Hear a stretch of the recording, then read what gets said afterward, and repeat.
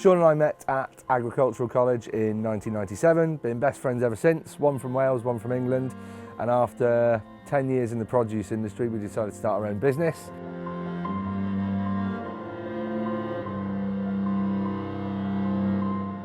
Gin is so special for us. It was always a spirit of choice. After a few beers, we'd always have gin, and I think you don't have to be an expert to like it. You don't have to know which island it's come from, which barrel it's been in, or any of that. If you love it, it's a great gin. While we were sort of conjuring up the dry gin recipe, my mum came into the kitchen with a bottle of Gordon's that she'd put some elderflower and sugar in, and that gave us the inspiration for our elderflower gin. So once a year we harvest the elderflower fresh. On the day it's harvested, it goes into that dry gin to infuse it. And it was a little bit of a eureka moment for us, really, because we felt that we'd made something really special.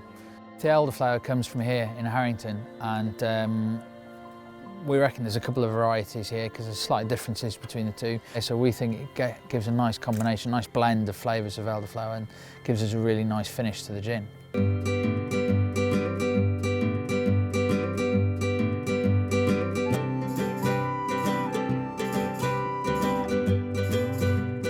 The water comes from the farm, 400 metres in front of the distillery. There's a lot of history with the land. It was monastic fish ponds.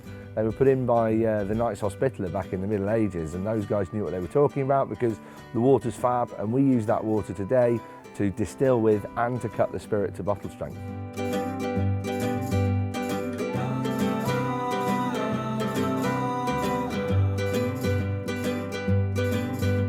So we're in the middle of a distillation at the moment.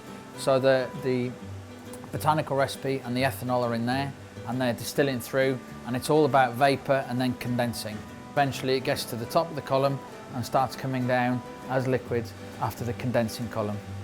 Her name's Curiosity. She's a 500 litre copper pot still. We call her Curiosity because of a cat coming into the distillery just as the cement had been laid and put some paw prints on it. So Curiosity killed the cat, but Satisfaction brought it back. And a curiosity is a strange and wonderful object, and we thought that really applied.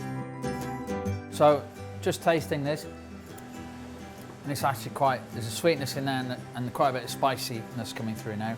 Because it goes through fractioning column, basically stretches the flavour of the gin. So in the beginning we get all the juniper and the dry flavours coming through, then you get the sweetness coming through, and then all the spices start coming through.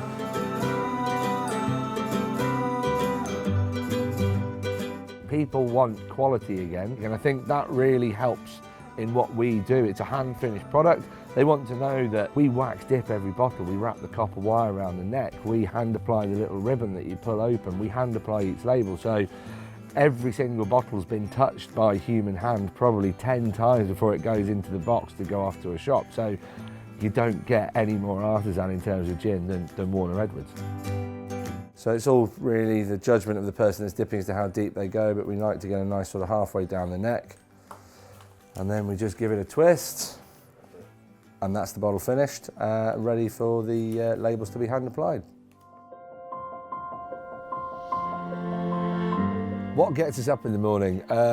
We've got a business that's a beast, but it's what we've done for the last 5 or 6 years of our lives. We've literally hardly any time off in the last 3 years that we've been doing this. But it's about passion, really, in what we do. We set out with the end game to make the best product we possibly could.